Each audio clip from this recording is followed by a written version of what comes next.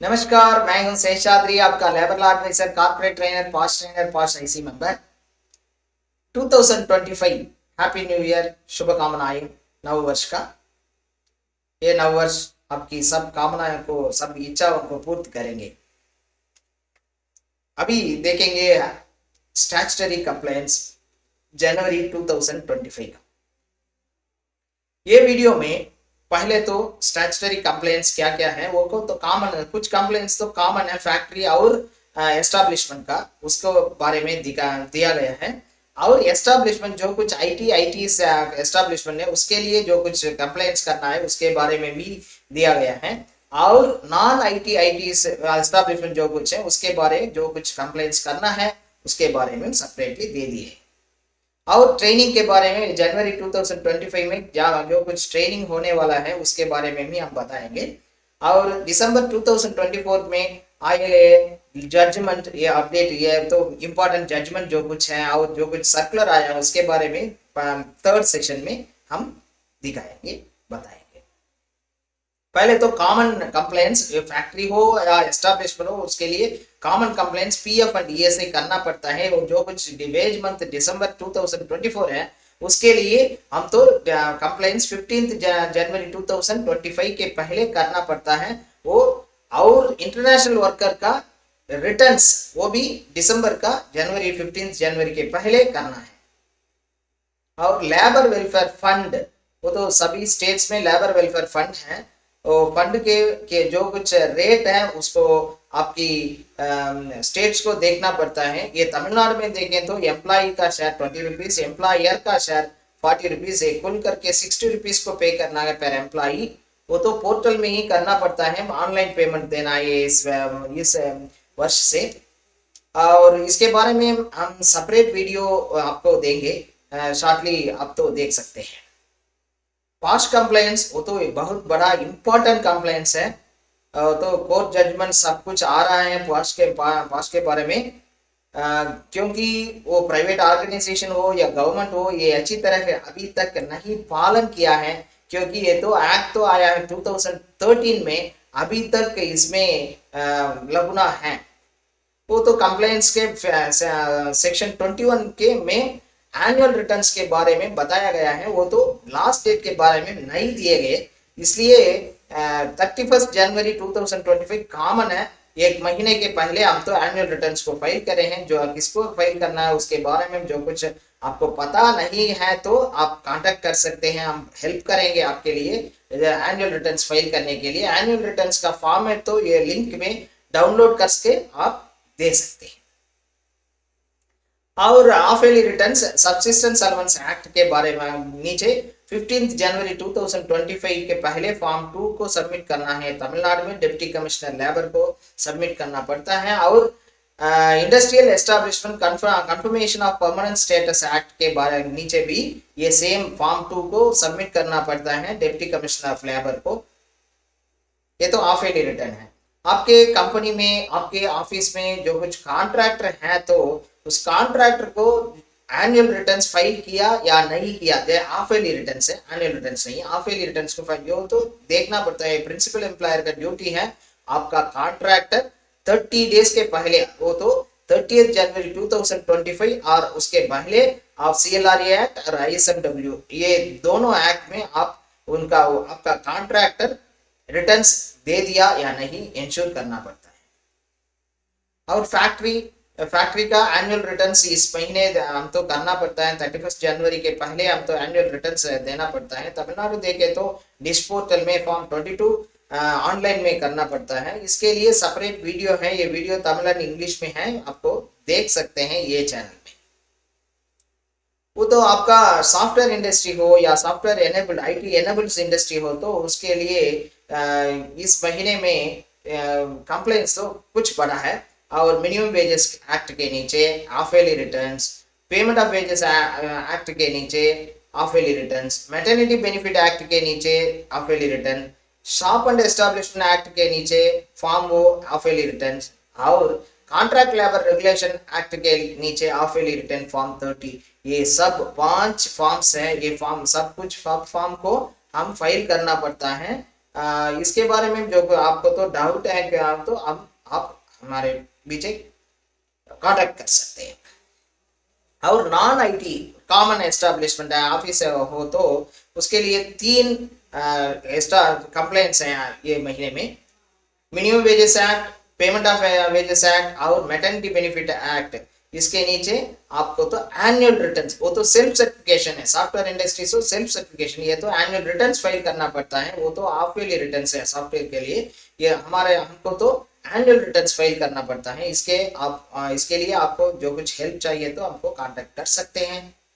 और ट्रेनिंग के बारे में बताएंगे। ट्रेनिंग तो आप अच्छा ट्रेनिंग है ये महीने में। फैक्ट्रीज एक्ट के बारे में, जो फैक्ट्रीज एक्ट के नीचे जो कुछ प्रोविजंस है, working condition, safety, dangerous industry और जो कुछ सब का प्रोविजन के बारे में हम वर्कशॉप में देखेंगे। इन एडिशन पॉश का एनुअल रिटर्न्स और फैक्ट्रीज एक्ट का एनुअल रिटर्न्स के बारे में भी हम देखेंगे। ये तो ट्रेनिंग तमिलनाडु में चेन्नई, होसुर, तिरुपुर, कोयम्बतूर में होने वाला है। 22, 23, 24, 25 में होने वाला है।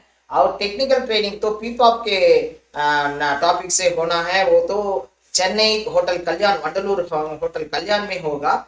ये तो 22 जनवरी को ये ट्रेनिंग प्लान किया गया है। आपका क्वालिटी डिपार्टमेंट और न्यू प्रोडक्ट डिपार्टमेंट है तो वो ये ट्रेनिंग बहुत एसेंशियल है, वो तो अटेंड कर सकते हैं। और ये इंफॉर्मेशन को टेक्निकल डिपार्टमेंट को पास करेंगे और उनको नॉमिनेट भी करेंगे। और वीकली वेबिनार तो होने वाला हो रहा है हमारे साथ। वो थर्सडेज और संडे में ये वेबिनार तो होता है। डिटेल जो कुछ चाहे तो मिस्टर दिनेश को कांटेक्ट कर सकते हैं, उनका नंबर तो ये स्क्रीन में भी है। और अपडेट्स, यूएएन को एक्टिवेट करना है। एक्टिवेट करने के लिए लास्ट डेट 15 जनवरी 2025 ये ईपीएफ से आया सर्कुलर है। जो कुछ यूएएन को एक्टिवेट करना है तो 1 अप्रैल 2024 के बाद जो कुछ एम्प्लॉय ज्वाइन किया है वो तो जरूर करना पड़ता है। एक्चुअली सब लोग तो यूएएन को एक्टिवेट करना है, वो जो कुछ बेनिफिट्स है वो अवेल करने के लिए हम तो यूएएन को एक्टिवेट करना है पहले। वो ये तो गवर्नमेंट का इंसेंटिव स्कीम जो कुछ अवेल करने वाले हैं वो एस्टैब्लिशमेंट, वो जो कुछ एम्प्लॉय ज्वाइन किया है 1 अप्रैल 2024 के बाद ज्वाइन किया है उनको जरूर मैंडेटरीली अपडेट करना पड़ता है। अपडेट जो कुछ किया है या नहीं किया है वो तो एम्प्लॉयर पोर्टल में जाकर देख सकते हैं। यूएएन कैसे अपडेट करना है इसके लिए हिंदी, तमिल, इंग्लिश में वीडियो है इस चैनल में, लिंक भी ये डिस्क्रिप्शन बॉक्स में दिए हैं, आप देख सकते हैं। आपका एम्प्लॉय इसको शेयर करने से वो तो अच्छी इजीली आसान से यूएएन को एक्टिवेट करेंगे। और हायर पेंशन के बारे में एक प्रेस रिलीज आया था। ये प्रेस रिलीज में जो कुछ पेंडिंग है आपके पास हायर पेंशन का जॉइंट ऑप्शन अप्रूवल करने के लिए प्लीज कर दीजिए 31 जनवरी 2025 के पहले, ये तो लास्ट चांस है। और जजमेंट जो कुछ आया है हम देखेंगे। ये पहला जजमेंट तो आप एनी एम्प्लॉई वो फेक मार्कशीट या डॉक्यूमेंट दिया तो आप टर्मिनेट कर सकते हैं। इसके लिए राजस्थान हाईकोर्ट फेक मार्कशीट से एक एम्प्लॉय को टर्मिनेट करने को अपील किया है। और 5 के बारे में एक जजमेंट 3 सितंबर आया था। वो जजमेंट में गवर्नमेंट और प्राइवेट ऑर्गेनाइजेशन के लिए गाइडलाइन भी दिया है, वो तो सब जो कुछ पास एक्ट में दिया है वो तो पालन करना है। आईसी को फॉर्म करना है, आईसी को रजिस्टर करना है, गवर्नमेंट तो एलसी को फॉर्म करना है, नोडल ऑफिसर को नॉमिनेट करना है, ऐसा सब कुछ जो कुछ करना है एक्ट के बारे में उसके लिए एक जजमेंट आए थे। इसके बारे में सेपरेट वीडियो हम डालेंगे, वो तो देखकर आप भी बेनिफिट हो सकते हैं। और जजमेंट पास में रिपोर्ट जब आप इंक्वायरी करते हैं, पास का इंक्वायरी, वो रिपोर्ट तो दोनों को, रिस्पोंडेंट को और कंप्लेनेंट को देना है, ये एक जजमेंट में दिया गया है। और प्रोसीडिंग्स तो वीडियो कॉन्फ्रेंस में भी कर सकते हैं। अनदर जजमेंट में वीडियो कॉन्फ्रेंस भी अच्छा है, वो तो लीगली करेक्ट है। और अदर जजमेंट देखेंगे। अदर जजमेंट में जब एम्प्लॉई मिसअप्रोप्रिएशन से अमाउंट हम तो डिडक्ट करना है, उसको ग्रेजुटी में नहीं करना है, वो ग्रेजुएट में नहीं कर सकता है, ये जजमेंट आया है। और क्रिमिनल एक्ट, वो तो बाहर में क्रिमिनल एक्ट में एक्विटल हो गया एक एम्प्लॉई, डिपार्टमेंट पनिशमेंट को नहीं छोड़ना है, वो तो कंटिन्यू कर सकते हैं, वो तो हरियाणा कोर्ट ने हमको ये जजमेंट दिया है। इंक्वायरी मैंडेटरी, अब तो कैजुअल लेबर को टर्मिनेट करना है मिसकॉन्डक्ट से भी, आप तो इंक्वायरी जरूर करना है। और आपको तो मालूम है स्टैंडिंग ऑर्डर्स में 8 दिन एक एम्प्लॉई विदाउट इंफॉर्मेशन नहीं आया तो टर्मिनेट कर सकते हैं। वो टर्मिनेशन भी अब तो नेचुरल जस्टिस को फॉलो करने के लिए क्या करना है, डोमेस्टिक इंक्वायरी जरूर कंडक्ट करके टर्मिनेट करना है। वो तो एम्प्लॉय का पर्सनल इंफॉर्मेशन जो कुछ आरटीआई में भी नहीं ले सकते हैं, जजमेंट भी दिया है। और डैमेजेस, जब आपको डिले पीएफ का डिले हो गया, वो तो जरूर है, जेन्युइन रीजन है, उनके लिए डैमेज नहीं लगाना। और एम्प्लॉय तो इंटरेस्ट पीएफ में जो कुछ इंटरेस्ट आता है, एम्प्लॉयर डिले होने में भी वो इंटरेस्ट जरूर मिलेगा। और एक जजमेंट है, employer has to submit complete, जब पीएफ इंस्पेक्शन होता है एम्प्लॉयर, वो तो कंपनी तो सब कुछ फाइनेंशियल इंफॉर्मेशन को वो पीएफ इंस्पेक्टर को देना पड़ता है। कॉन्ट्रैक्टर, जो कुछ कॉन्ट्रैक्टर आपको काम में ले गया है, वो कॉन्ट्रैक्ट एम्प्लॉइज को पीएफ कैसा रेमिट किया है उसके बारे में जरूर देखना पड़ता है। हाँ, अब जब वो कॉन्ट्रैक्टर इनवॉइस आपको देते हैं, उसके साथ ही पहले महीने का पीएफ का डिटेल भी आप देखना जरूर है। वो पर्सन को कैनॉट बी प्रोसिक्यूटेड, वो फैक्ट्रीज एक्ट और इंडियन पीनल कोड दोनों में एक ही समय में एक पर्सन को नहीं प्रोसिक्यूशन करना है, वो एक जजमेंट आया है। और बैक वेजेस, जब बैक वेजेस देंगे, वो तो एक एम्प्लॉई गेनफुली एम्प्लॉयड है तो बैक वेज नहीं देना है, वो प्रूव करना कौन है, वो एम्प्लॉय प्रूव करना पड़ता है। आप तो गेनफुली एम्प्लॉयमेंट को नहीं लिया, ऐसा जरूर आप तो वो एम्प्लॉय तो प्रूव करना पड़ता है। ये कलकत्ता हाई कोर्ट का जजमेंट है। होप ये वीडियो तो आपको तो अच्छा लगा है, वो सब एचआर फ्रेंड्स को शेयर करेंगे और एक वीडियो में आपको मिलेंगे। धन्यवाद, थैंक यू फॉर वॉचिंग।